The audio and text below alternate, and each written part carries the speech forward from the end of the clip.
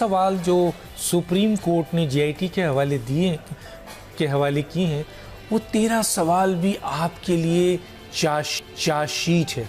अगर उन सवालात को जो थोड़ा बहुत, क्योंकि टाइम मेरे पास कम है, मैंने गेस्ट की तरफ जाना है, उन सवालात को जो बार बार रिपीट होता रहा, देखते रहिए।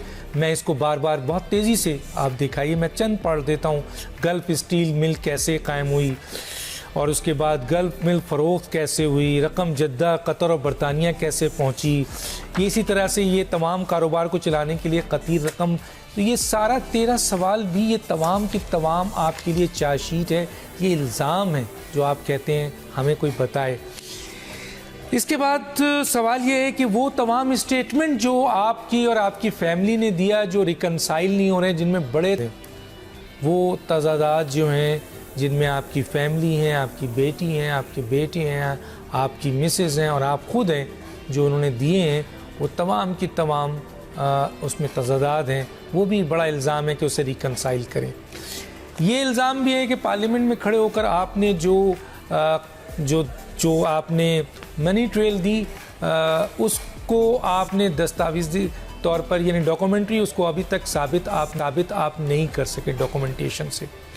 और एक चार्जशीट ये भी है कि कतरी ख़त आपने पेश किया है, बारे सबूत आप पर है।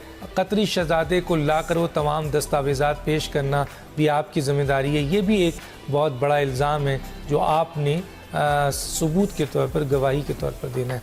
मेरे साथ जो बहुत अहम गेस्ट हैं इसमें आ जाते हैं, फिर उनसे सवालात करता हूँ मैं। मेरे साथ हैं एयर मार्शल शाहिद लतीफ़ साहब, आपका बहुत शुक्रिया। मेरे साथ हैं सरदार आसिफ अहमद अली साहब, आपका ही बहुत शुक्रिया। मेरे साथ हैं अली ज़फ़र एडवोकेट साहब, आपका ही बहुत शुक्रिया। एक छोटे सा ब्रेक पर वापस आते हैं। बहुत शुक्रिया। मेरे साथ हैं सरदार आसिफ अहमद अली साहब, आप वेलकम बैक। मैं आता हूँ जनाब, सबसे पहले अली ज़फ़र एडवोकेट साहब की तरफ आता हूँ। लॉयर हैं, बहुत बड़ा नाम है। सर, मैंने क्लिप दिखाई, वज़ीर आज़म ने जो कहा, उनकी बेटी ने कहा, उनकी बेटी ने कहा, आपने देखा, फिर हमने ये तमाम चीज़ें रखी जो कि मुख्तसर सी हैं, बहुत और भी चीज़ें। क्या कहेंगे सर, ये इल्ज़ामात की बात करते हैं, क्यों नहीं इनके लीगल एडवाइज़र, इनके कानूनदान, पूरी हुकूमत मशीनरी इनके सामने है, क्यों नहीं बताती हैं कि इन पे इल्ज़ामात क्या हैं? क्या कहेंगे सर? देखिए, ये बड़ा ऑब्वियस है, मेरे ख्याल सबको पता है कि ये जो 13 सवालात हैं, इसको मैं एक जुडिशल FIR कहता हूँ। ये एक तरह इल्ज़ाम लगाए हैं सुप्रीम कोर्ट ऑफ पाकिस्तान ने। जजमेंट बहुत बड़ी है, लेकिन उसको फाइनली उन्होंने 13 सवालात में उसकी एक समराइज़ किया है, उसकी डायरेक्ट किया है JIT को कि ये 13 जो सवालात हैं, जो बिल्कुल आपने दुरुस्त फरमाया कि एक तरह चार्जेस हैं, इल्ज़ामात हैं कि आप इन इल्ज़ामात के जवाब दें। अब ये कह देना कि हमें पता नहीं है कि ये इल्ज़ाम हमारे ख़िलाफ़ क्या है, या ये कहना कि JIT से हमने पूछा कि आप किस चीज़ को इन्वेस्टिगेट कर रहे हैं, ये एक अच्छी पॉलिटिकल स्पीच तो है, लेकिन अगर आप मेरे से एज ए लॉयर पूछ रहे हैं तो मेरे मुताबिक ये दुरुस्त स्पीच नहीं है, क्योंकि ये हर एक को पता है, और जो जिनके ख़िलाफ़ जो इन्वेस्टिगेशन में पेश हो रहे हैं उनको तो बिल्कुल पता है, उनके कानूनी माहिरीन भी उनके जो हैं वो वकला हैं, उन्होंने भी बताया होगा। तो ये कहना कि इल्ज़ामात क्या हैं, हमें तो पता नहीं कि JIT क्या इन्वेस्टिगेट कर रही है, किस पॉइंट पे तहकीक कर रही है, ये कोई मंतक नहीं मानता, लॉजिक नहीं मानता ये, बल्कि मैं तो बिल्कुल नहीं मान सकता। ये इनफैक्ट एक पॉलिटिकल स्पीच है, अपनी एक अच्छी स्पीच होगी पॉलिटिक्स के लिए, लेकिन लॉ में इसका कोई वक़्त नहीं है।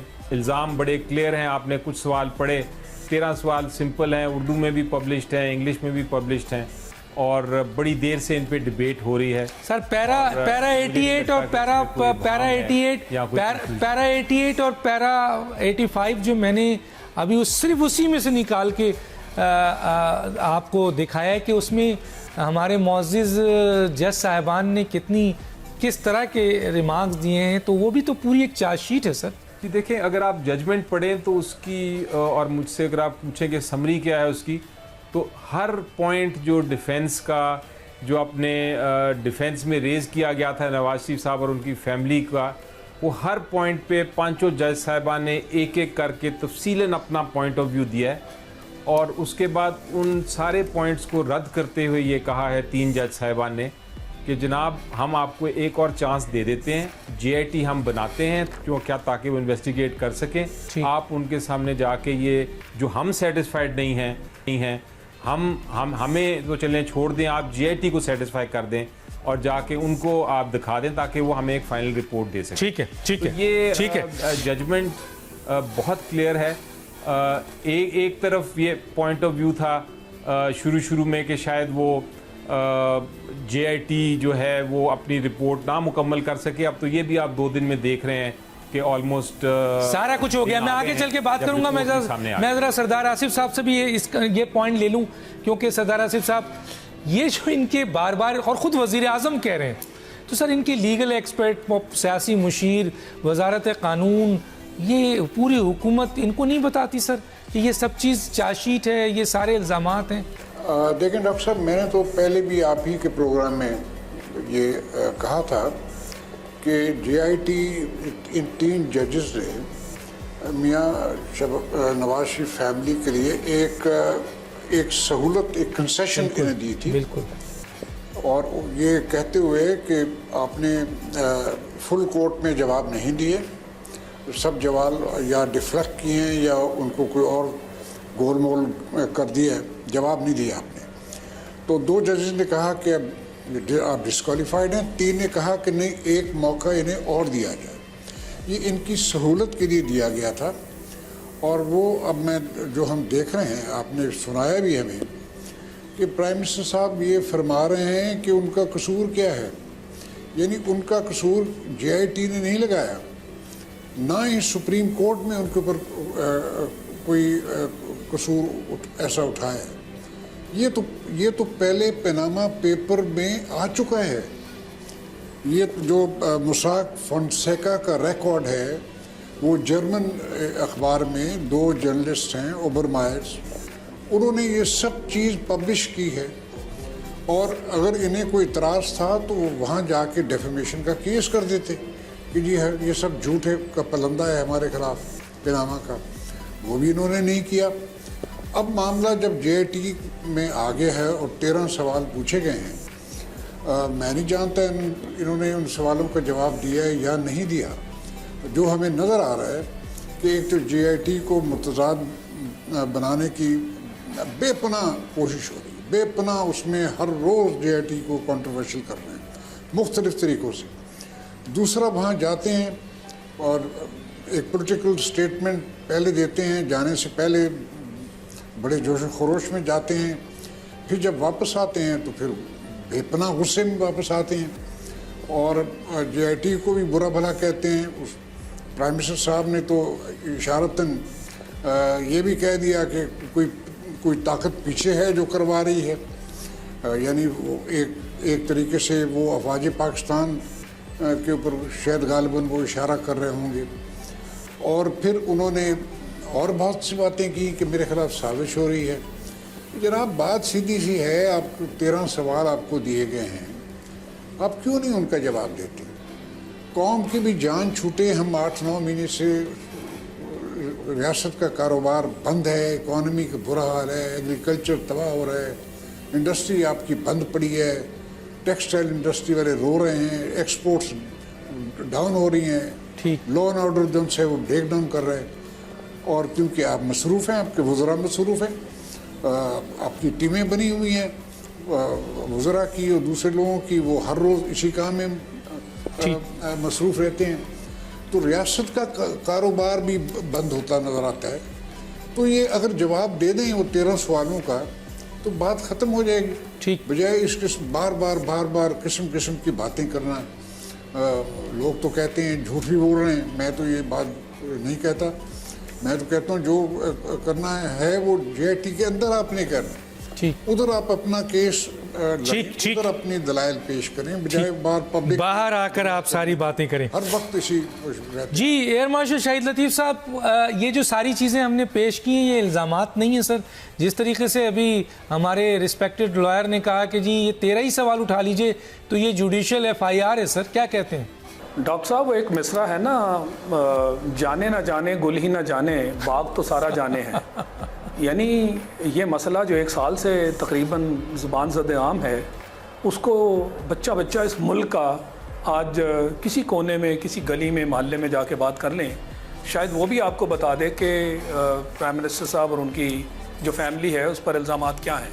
यानी उनको मालूम है, मगर जिन पर इल्ज़ामात हैं वो मासूमियत का इस हद तक इजहार कर रहे हैं कि लोग जो हैं उनके जज्बात से खेला जाए, गुमराह किया जाए। ऐसे आप नहीं कर सकते। ये वो ज़माना नहीं है जो इलेक्ट्रॉनिक मीडिया है, प्रिंट मीडिया है। एक आम आदमी भी इस बात का शऊर रखता है, वो वैसे शायद अनपढ़ हो, मगर उसको सारा इल्म है कि इस वक्त जो पनामा लीक्स है वो क्या है, उसके अंदर जो इल्ज़ामात लगे थे वो कहाँ से लगे थे। उसे ये भी मालूम है कि ये जो बार बार इल्ज़ाम लगाया जाता है कि जी हमारे ख़िलाफ़ साजिश हो रही है, वो ये भी समझता है एक आम शख्स कि ये साजिश तो तब हो कि अगर आपके कोई दुश्मन, आपके हरीफ सियासी तौर पर या कोई और किसी दुश्मनी की बिना पर आपके ख़िलाफ़ कोई बात कर रहे हो। ये तो एक इंटरनेशनल मामला है, बैनुल-अक़वामी मामला है। जर्मनी से अखबारात की ये जीनत बना और फिर दुनिया के बहुत सारे ममालिक और बहुत सारे लोगों के में है। तो आपके खिलाफ साजिश कैसे हो गई? किसने साजिश की? अभी तक गुरेज करते हैं जब उनको पूछा जाता है कि बताइए ये साजिश किसने की, वो नाम लेने से भी गुरेज करते हैं। यानी एक मुबहम तरीके से एक कैंपेन है जो चलाने की कोशिश की जा रही है।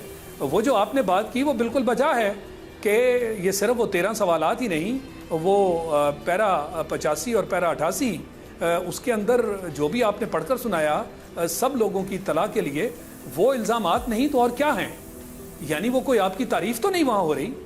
और इन सारी चीज़ों के बावजूद जो अदालत ने बाकायदा अपनी जजमेंट में भी लिख दिए और फिर JIT के जो सवालात हैं उसमें भी सारे सवालात बार बार आपके ख़ानदान के लोगों के सामने रख दिए, सबके सामने, और इस मासूमियत का इजहार बार बार किया जाए और हर फर्द जो JIT में जाता है बाहर निकल के एक ही बयान देता है। यानी सब ने आपस में सलाह मशवरा कर रखा है कि पाकिस्तान के लोगों को गुमराह करने के लिए ये तरीक़ाकार इख्तियार करो और उनके जज्बात को उभारा जाए, उनसे हमदर्दी हासिल की जाए, अपनी मजलूमियत का इजहार किया जाए। मैं नहीं समझता कि इस तरह की जो स्ट्रेटजी है ये काम कर सकती है और ये काम करती हुई नज़र नहीं आ रही। जितने दिन गुजर रहे हैं, जितना वक्त गुजर रहा है, उससे मज़ीद ये साबित हो रहा है कि आपके हाथ में अपनी बेगुनाही साबित करने के लिए कुछ भी नहीं है। और जो सबसे बड़ा सुतून वो कतरी शहजादे वाला जो बड़ी देर बाद बनाया गया, हमारा तो उससे पहले वैसे ही शायद बगैर सुतूनों के खड़ी करने की कोशिश की जा रही थी, और ये जो सुतून अपनी तरफ से बहुत ही ताकतवर बनाया गया, वो सुतून भी फिसल रहा है, गिर गया। यानी उसमें कतरी शहजादा जो है वो तो जी सर, पहली बात आने को तैयार नहीं। मैं इस पे आपसे आगे चल के कमेंट्स लूंगा, दिखाना चाहता है। मैं इस पे आगे चल कमेंट्स लूंगा। और वज़ीर आज़म, मोहतरम वज़ीर आज़म, उनके बच्चों बच्चियों को मैं अपनी तरफ से एक बात कहता हूँ कि सुप्रीम कोर्ट ने जो सवालात उठाए हैं और जो JIT आपसे पूछ रही है और सुप्रीम कोर्ट ने जो फैसले में लिखा है, जैसे पैरा 85 है, पैरा 88 है, और भी है, खोसा साहब, दूसरे लोगों ने जो लिखा है, वो सब चीज़, और JIT जो आपसे सवाल कर रही है, जो सवाल कर रही है, वो सारे आप पर इल्ज़ाम हैं, वो सब इल्ज़ामात हैं। एक छोटे सा ब्रेक पे वापस आते हैं।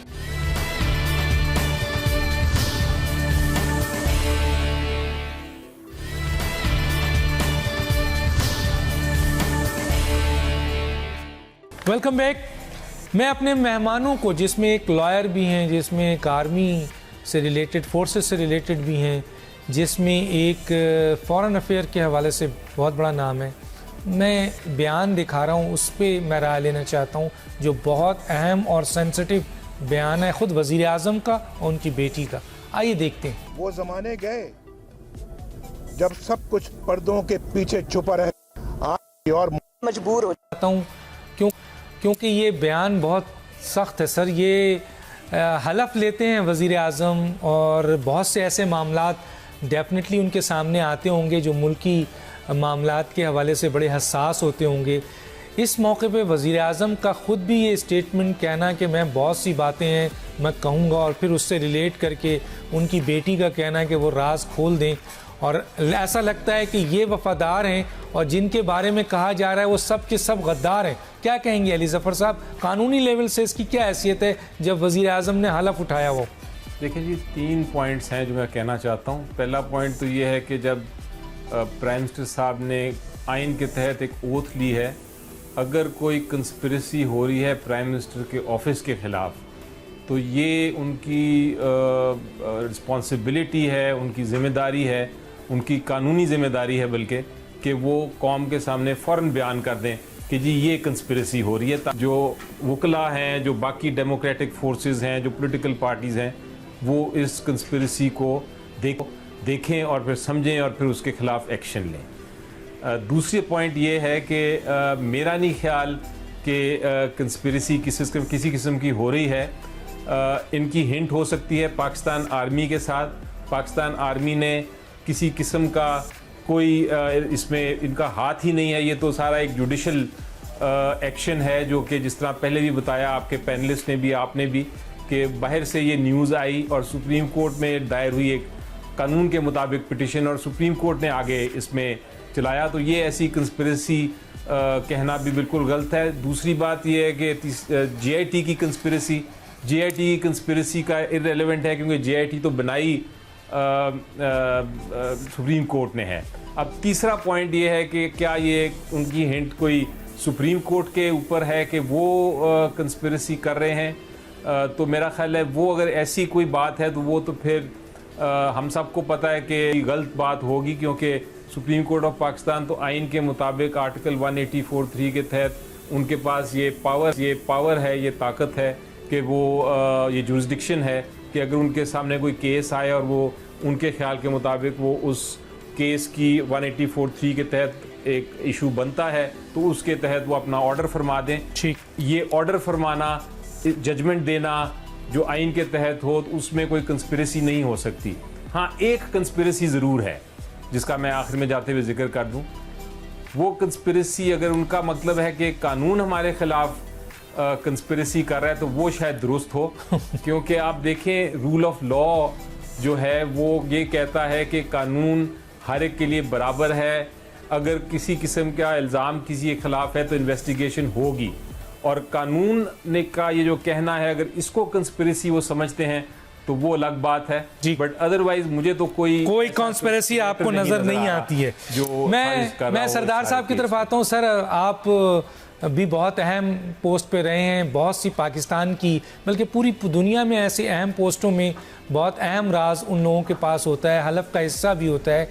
वज़ीर आज़म भी धमकी दे रहे हैं, उनकी बेटी भी धमकी दे रही हैं, तो कौन से राज की बात कर रहे हैं सर? ये तो बड़ा सीरियस मैटर है। ये देखें, बात अली ज़फ़र साहब ने बिल्कुल दुरुस्त फरमा दी। मामला बिल्कुल आइनी है और कानूनी है, और ये यहाँ से इनिशिएट, यहाँ से ये नहीं चला, ये बाहर बैरून दुनिया से चला है और यहाँ तक, इन तक पहुँचा, और फिर ये कोर्ट में गया और अब IGT चल रही है। ये जो बार बार बात करते हैं जी कंस्पिरेसी है, मुख्तलिफ तरीक़ों से बात, और हम राज फाश कर देंगे। बात दरअसल क्या है जी? बात ये है डॉक्टर साहब कि इन्हें मियाँ नवाज शरीफ साहब चाहते हैं कि वो पाकिस्तान के अर्दोगान बन जाए, जैसे टर्की के सदर हैं। सारा अख्तियार पाकिस्तान का उनके हाथ में आ जाए, मिलिट्री भी उनके ताबे हो जाए। वो जब चाहें किसी कोर कमांडर को बदल दें, जब चाहें किसी एयर मार्शल को, एडमिरल को एक जगह से दूसरी जगह कर दें। उनका मुकम्मल तसल्लुत हो पाकिस्तान के ऊपर। वो नामुमकिन है हमारे आइन में और हमारी तारीख में, वो करना नामुमकिन है। अब उनको इस बात पे बेपना एक मायूसी होती है, और फिर वो फॉरेन पॉलिसी में वो चाहते हैं इंडिया के साथ एक जो पॉलिसी वो इख्तियार करना चाहते हैं, वो पॉलिसी उसे अपीसमेंट की पॉलिसी कहा जाता है। कि जनाब जो भी हिंदुस्तान करे, जो मोदी करे, ठीक है, आप चुप करके बैठे। फिर वो सऊदी अरब के साथ अपनी फ़ौजों को कमिट करना चाहते हैं, आर्म फोर्सेस को कमिट करना चाहते हैं पाकिस्तान के मफादात के ख़िलाफ़। फिर अमेरिका की जो भी यहाँ एजेंडा है उसके वो पैरोकार बनना चाहते हैं। कश्मीर की वो बात नहीं करना चाहते। कश्मीर में जो नौजवान कुर्बानियाँ दे रहे हैं, जिन पर जुल्म ढाए जा रहे हैं, उनकी वो बात करना पसंद नहीं करते। मोदी के साथ उनके डायरेक्ट रिलेशंस हैं या ना जाने बिजनेस रिलेशंस हैं या क्या रिलेशंस हैं। अरबों के साथ इनके बिजनेस पार्टनरशिप्स हैं। तो इनके सारे इंटरेस्ट जो हैं पाकिस्तान की जो मेन स्ट्रीम, जो हमारे रवायती जो हमारे इंटरेस्ट हैं, उसके बरखलाफ हैं। अब वो उसको ज़बरदस्ती चलाना चाहते हैं क्योंकि वो कहते हैं मेरे पास मैंडेट है। और फिर जब उठा मामला तो उन्होंने कहा कि हमें सज़ा इसलिए मिल रही है कि हम डेवलपमेंट करा रहे हैं, हमें सी पैक की सज़ा मिल रही है। ये सारी मन घड़त बातें हैं जिनकी लॉ में, कॉन्स्टिट्यूशन में कोई जगह नहीं है। Nothing, absolutely nothing. इन्हें जवाब देना है और ये जवाब नहीं दे रहे। पहले भी कोर्ट में जवाब नहीं दिया, अब भी नहीं दे रहे। तो अब इसका अंजाम तो इनके लिए अच्छा हो ही नहीं सकता। मैं वैसे अखिली बात ही करूँगा कि कोई अगर कंस्पिरेसी हो रही है तो मैं उसकी सख्त मुखालफत करूँगा। इनके किसी कंस्पिरेसी के तहत इनको सज़ा नहीं मिलनी चाहिए। इनको सिर्फ लॉ एंड आइन के मुताबिक इन्हें जो भी इनके खिलाफ ठीक है सर। मैं आता हूँ एयर मार्शल शाहिद लतीफ़ साहब की तरफ। सर आप क्या कहेंगे इसके ऊपर? डॉक्टर साहब, इस मुल्क की तारीख का हिस्सा है कि जब कभी किसी सियासी पार्टी या किसी आला ओहदेदार या प्राइम मिनिस्टर लेवल का या पार्टी का हेड उनको कोई मुश्किल का सामना होता है, उन पर तनकीद होती है, तो उनको फौरी तौर पर कॉन्स्पिरेसी नज़र आनी शुरू हो जाती है। जब तक वो अपना काम कर रहे होते हैं, वो मुल्क के मफाद में हो या इसके मफाद के ख़िलाफ़ हो, और जो वो करना चाहते हैं जब वो कर रहे होते हैं तो फिर वो समझते हैं कि जी हम बड़ी कामयाबी के साथ अपना एजेंडा जो है उसे पाया तकमील तक पहुंचाने जा रहे हैं। और जो ही वो कहीं पकड़े जाते हैं या उनके इर्द गिर्द घेरा तंग किया जाता है, मुल्क के वसी तर मफाद में उसे कॉन्स्पिरेसी का नाम दे दिया जाता है, उसे साजिश का नाम दिया जाता है और कहा जाता है कि देखें जी हमारी तो पार्टी के ख़िलाफ़ साजिश हो गई, जमहूरियत के ख़िलाफ़ साजिश हो गई। और फिर साथ ये कहा जाता है कि हमारे पास बहुत कुछ है, वक्त आने पे बताया जाएगा। ये कोई डायलॉग नए तो नहीं है। और कौन सा वक्त आज तक ऐसा आया जिस पर हमें कुछ बताया गया, वो तो तारीख ऐसा है ही नहीं। आप कराची के हालात देख लीजिए, जब MQM वहाँ कत्ल व गारत और दहशत गर्दी में इन्वॉल्व थी और जब उसके ख़िलाफ़ कार्रवाई शुरू हुई तो उनके जो बानी हैं बाहर बैठे हुए हैं, उनके बयानात आपको याद है ना। उन्होंने ना अदालतों को छोड़ा, ना उन्होंने फ़ौज को छोड़ा, दुश्मन को और रॉ तक को आवाज़ दे दी कि आओ हमें बचाओ, हमें असला दो, देखो फिर पाकिस्तान की फ़ौज के ख़िलाफ़ हम क्या करते हैं। ये सारे बयानात हम सुन चुके। तो वहाँ साजिश का पहलू जो है वो सामने लाया गया। उसके बाद आपने देखा पीपल्स पार्टी पे इसी तरह का वक्त आया जब हमने देखा कि वहाँ पे कुछ लोग हैं जिनको पकड़ा जाने लगा और पीपल्स पार्टी ने समझा कि उनके सामने मुश्किलात हैं। तो जरदारी साहब के बयानात आप याद कर लीजिए, यानी उन्होंने कहा कि फौज को बाकायदा कि आप तो आने जाने वाले लोग हैं और हम तो यहाँ हमेशा के लिए हैं। और फिर उन्होंने कहा ईंट से ईंट बजाएंगे। ईंटें ढूंढने दुबई चले गए, शायद कच्ची ईंटें ले आए और आज तक उनका इस्तेमाल नहीं कर सके। देखें ये मामला, और उन्होंने भी यही कहा कि बड़े रिकॉर्ड हैं जर्नैलों के मेरे पास, और डराया, धमकाया, वार्निंग्स दी। वो किधर है रिकॉर्ड?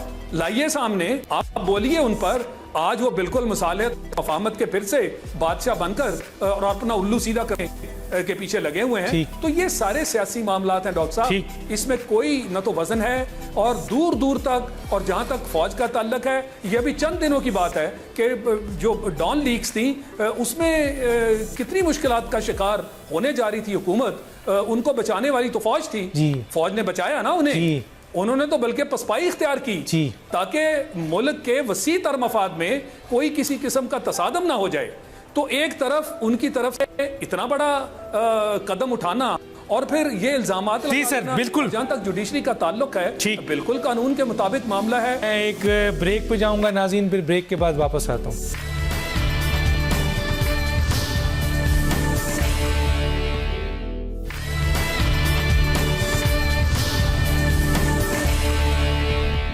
Welcome back. पहले मैं एक पैकेज देखता हूँ कि इनके मुशीर क्या कह रहे हैं। देखिए, उस वक्त तक इनकी रिपोर्ट ये है कि जीआईटी ने रिक्वेस्ट भेजी हुई है 3 दफ़ा, या तो वो एम्बेसी में आके जो पाकिस्तान की जुरिडिक्शन है वहाँ बयान दे दें या यहाँ बयान दे दें, लेकिन कुछ नहीं हो रहा है। आज ये कतरी ख़त उनके लिए मेन डिफेंस है और कहते हैं अगर ये आपने नहीं जाकर स्टेटमेंट ली तो नहीं मानेंगे। क्या कहेंगे सर? पहली बात तो ये है कि जो कतरी ख़त था ये सुप्रीम कोर्ट पेश हुआ, 5 जज साहिबान ने इसको देखा और देखने के बाद कहा कि कहानी जो लिखी हुई है ये चूँकि सुनी सुनाई बातें हैं सारी, इसलिए इसमें कानून शहादत में इसकी कोई वक़्त नहीं, ये एविडेंस के तौर पे नहीं इसको हम इस्तेमाल कर सकते। दूसरी बात, जब जीआईटी ने कहा नवाज शरीफ साहब और उनकी फैमिली को रिस्पॉन्सिबिलिटी थी जब जीआईटी बनी कि वो कतरी शहजादे को खुद ले आते, वो नहीं ला सके। तीसरी बात यह है कि जब कतरी शहजादे ने लिखा इनको कि आप मुझे वहाँ आके मेरे से बयान ले लें, तो ये बयान अगर वही बयान है जो कि कतरी ख़त में लिखा हुआ है और उसको ज़ुबानी उन्होंने रिपीट करना है, दोबारा दोहराना है, तो फिर वो भी सुनी सुनाई बात होगी। और सुनी सुनाई बात चूँकि कानून शहादत में उसको एविडेंस आप नहीं कंसिडर कर सकते, इसलिए जीआईटी का उनको ये जाके कहना बिल्कुल फजूल होगा, उस बेमायने होगा कि वो जाके उनका वही बयान ओरली ले आएँ, ज़ुबानी तौर पे ले आएँ जो उन्होंने तहरीरी दिया हुआ है। अब आ गई चौथी बात, जहाँ एक इशू बन सकता था लेकिन वो नहीं बना, और वो ये है कि अगर कतरी शहज़ादा इनको ये लिखता जीआईटी को कि जनाब ये मेरा बयान है, वो जो मैंने स्टेटमेंट दी है ख़त में, और उसका सबूत सोर्स ऑफ फंड्स जहाँ से जो जहाँ ट्रांजैक्शंस हुई, जहाँ इन्वेस्टमेंट हुई, जिस तरह पैसा आया, उसका सबूत, दस्तावेज़ाती सबूत मेरे पास मौजूद है, वो आके आप उसके ऊपर तहकीकात कर लें, तो फिर मेरा ख्याल है जीआईटी को मजबूरन जाना पड़ता और इंसाफ का भी तकाजा था कि वो जाती। ठीक। लेकिन चूंकि कतरी शहजादे ने ये नहीं कहा, उन्होंने सिर्फ ये कहा कि आपने जो है मैंने जो बयान दिया उसकी आप ज़ुबानी बयान लेने के लिए आ जाएं, तो वो उसकी कोई रेलेवेंसी नहीं है। ठीक, कोई ठीक, किसी ठीक। किस्म की बेइंसाफ़ी नहीं होती। ठीक। अगर ये नहीं जाते। मैं आता हूँ जनाब, मैंने कहा चौथी चीज़ अगर ये ज़रूर होती। जी सरदार साहब की तरफ आता हूँ। सर आप सफारतकार भी रहे हैं, जाहिर है जानते हैं इन चीज़ों को। जुडिक्शन होती है सर, जीआईटी जाहिर है उसको सुप्रीम कोर्ट का एक ऑर्डर है उसको ओबे करना है, तो उन्होंने बारहा बुलाया लेकिन नहीं आ रहे कतरी शहजादा आपके वो जगह पे, एम्बेसी भी नहीं आ रहे हैं, पाकिस्तान भी नहीं आ रहे हैं। क्या कहेंगे सर इसके ऊपर? और वो कहते हैं कि अगर आपने नहीं लिया ये मेन डिफेंस है, हम नहीं मानेंगे, कराची कश्मीर पता नहीं क्या कुछ कह रहे थे सर, क्या कहेंगे? जी डॉक्टर साहब, इसमें एक बैनुल-अक़वामी लॉ के मुताबिक एक दुश्वारी ज़रूर मौजूद है, और वो दुश्वारी ये है कि कतर और पाकिस्तान के दरमियान म्यूचुअल लीगल असिस्टेंस ट्रीटी नहीं है। तो वो कतरी शहज़ादा एक मामले में दुरुस्त कह रहा है कि हमारी जुरिस्डिक्शन कतर पे नहीं बनती, और वो कह रहा है कि इधर मेरे घर आएँ, मेरे महल में आएँ और मेरे से आप बात कर लें। अब जो शरीफ खानदान की सर दस्तावेजात तो पेश कर सकते हैं ना sir. Sir sir sir sir sir sir यहाँ पर एक रिक्वेस्ट सर, सरदार साहब जी, जिस तरह उसने कतरी खत दिया है उसी तरीके से तमाम बैंक ट्रांजैक्शन, तमाम सबूत, तमाम रियल इस्टेट के वो डेट टाइम्स जो कारोबार का हिस्सा रहा, पैसा रहा, वो तमाम चीज़ें तो भेज सकता है जिस तरह कतरी खत भेजा था।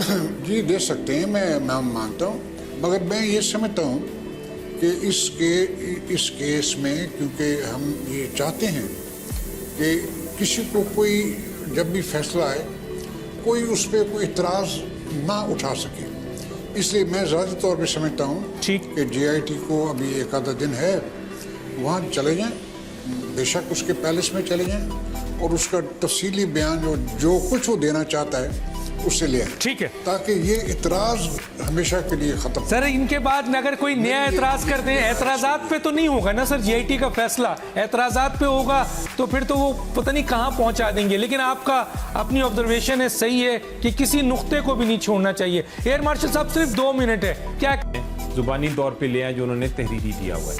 अब आ गई चौथी बात, जहां एक इशू बन सकता था लेकिन वो नहीं बना, और वो ये है कि अगर कतरी शहजादा इनको ये लिखता जीआईटी को कि जनाब ये मेरा बयान है, वो जो मैंने स्टेटमेंट दी है ख़त में, और उसका सबूत सोर्स ऑफ फंड्स जहाँ से जो जहाँ ट्रांजैक्शंस हुई, जहाँ इन्वेस्टमेंट हुई, जिस तरह पैसा आया, उसका सबूत, दस्तावेज़ाती सबूत मेरे पास मौजूद है, वो आके आप उसके ऊपर तहकीकात कर लें, तो फिर मेरा ख्याल है जीआईटी को मजबूरन जाना पड़ता और इंसाफ का भी तकाजा था कि वो जाती। ठीक, लेकिन चूंकि कतरी शहजादे ने ये नहीं कहा, उन्होंने सिर्फ ये कहा कि आपने जो है मैंने जो बयान दिया है उसकी आप जुबानी बयान लेने के लिए आ जाएं, तो वो उसकी कोई रेलेवेंसी नहीं है। ठीक, कोई किसी ठीक, किस्म की बेइंसाफी नहीं होती। ठीक, अगर ये नहीं जाते यार। मैं आता हूँ जनाब, मैंने कहा चौथी चीज अगर ये जरूर होती।